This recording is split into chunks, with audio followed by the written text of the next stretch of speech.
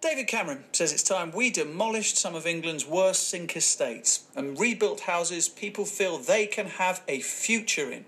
He said 100 estates will be improved with the plan, resulting in better houses and more homes being built. £140 million will be made available to community groups, councils and housing associations for the scheme.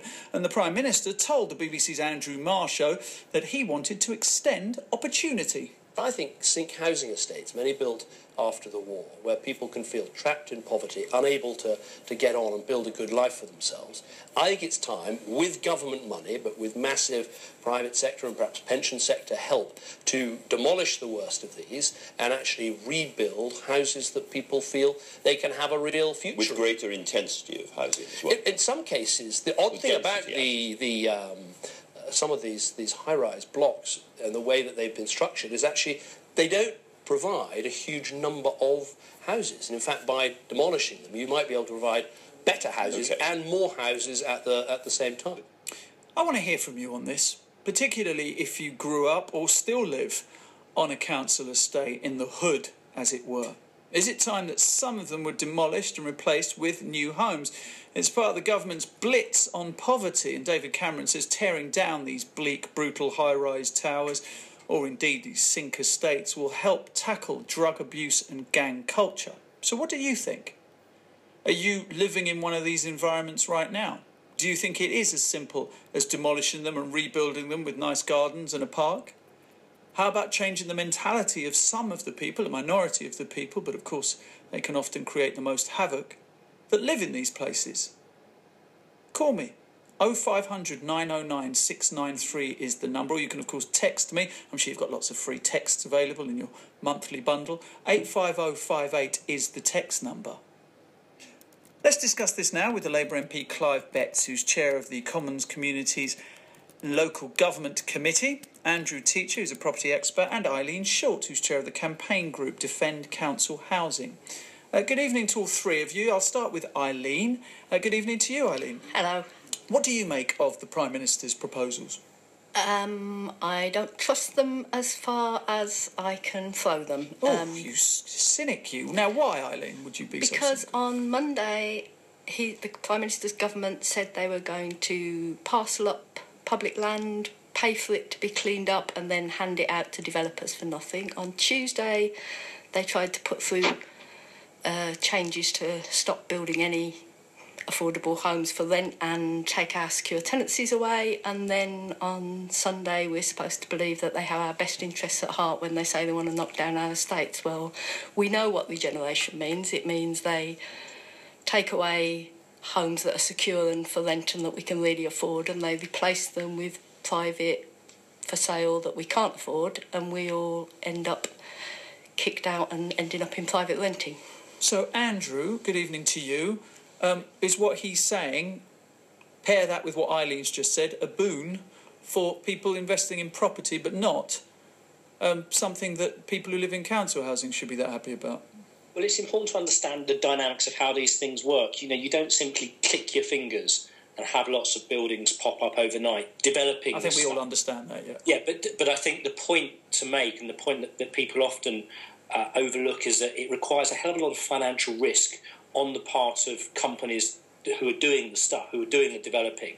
And if the government, as it said today, wants developers and pension funds and whoever else to be at the table, then there has to be an acceptance that there is going to be a return for those investors who, let's face it, are going to be people like you and me if we're paying into pensions and want those pension funds to pay us back when we retire.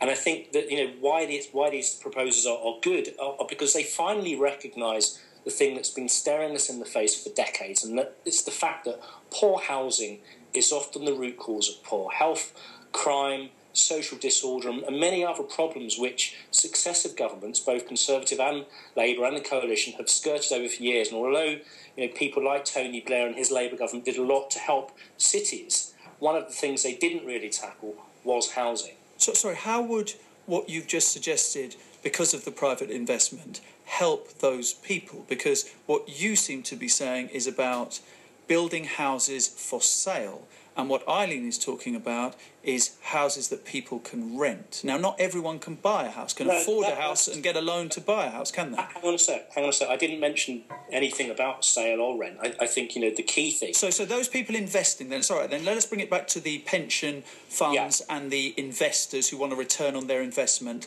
Do you think that they would find it a viable investment to invest in social housing stock? Yeah, and they already do. Many of the bonds that have been issued by many of the big housing associations after the last few years have been massively oversubscribed, and those bonds have been purchased. Don't they want to sell off housing association properties, Andrew? Isn't that one of the government's aims, to allow people to buy if they're in housing associations? Well, let's not conflate different things. The right to buy has been something that's been proposed, but in terms of the stuff that we're talking about today in this particular story, one of the things that's been proposed is creating a fund that pension funds invest into, and that can be building homes for rent, for sale, for whichever tenure. And the reality is... But you brought up housing associations, I didn't, and then I just pointed out, in fact, that the government actually intends to sell that property off. You've asked me a question, I've answered. Your question to me was, do pension funds have appetite to invest in affordable housing? And you mentioned housing associations, and I said, well, isn't the plan to sell off housing association properties? So then you're back to square one. There isn't affordable rental homes for people.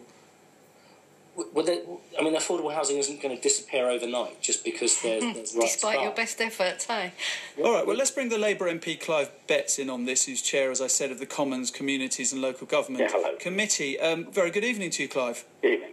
What do you make of the Prime Minister's proposals? Well, at this stage, it's rather big on headlines and short on detail. And until we see the detail, we can't make a proper considered judgment. What would you like to see in the detail? Well, first of all, £140 million, is it new money, or is it coming from some other housing fund where properties won't be built or won't be improved? We haven't got an answer to that yet. Secondly, £140 million isn't going to go very far in demolishing and replacing 100 estates.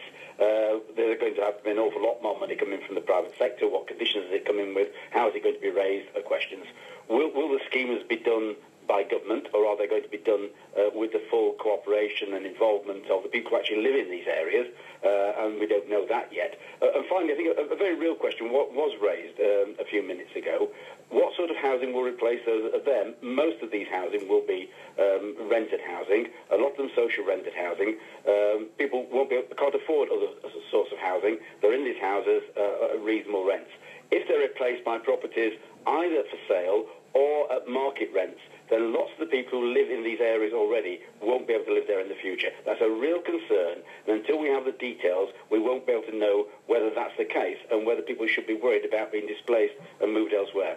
But the key point with that, Clive, and you're correct to say that, but Lord Adonis, the Labour peer whose report last year I think was well regarded by most people, and what he was suggesting was that you build at higher density, so you actually build more homes, and you can build all of the homes that currently there at social rent, and then add on extra homes at market rent and market sale, which can basically subsidise the cheaper homes. And we're already seeing that happening on a scale across parts of the UK, where institutional investors are building developments and leaving proportions of those developments for subsidised rent. Well, yeah, and I'm not against institutional investment and money from pension funds coming in to fund housing. We did a committee report, the Committee of Local Government Select Committee, which I chair, in 2012, which welcomed that approach. But in the end, it's about the sort of houses that are produced and whether people can afford to live in them. People who already live in these areas, what we don't want to see is people living on areas of central London where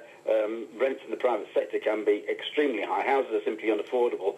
People living in social housing there moved out because the houses they currently live in are replaced by properties for sale or for market rent that they can't afford. That's what we don't want to see, and that's why the details will be so important about this scheme, and we simply haven't got any details yet. So it's very difficult to judge it on the basis of having no details to judge it on.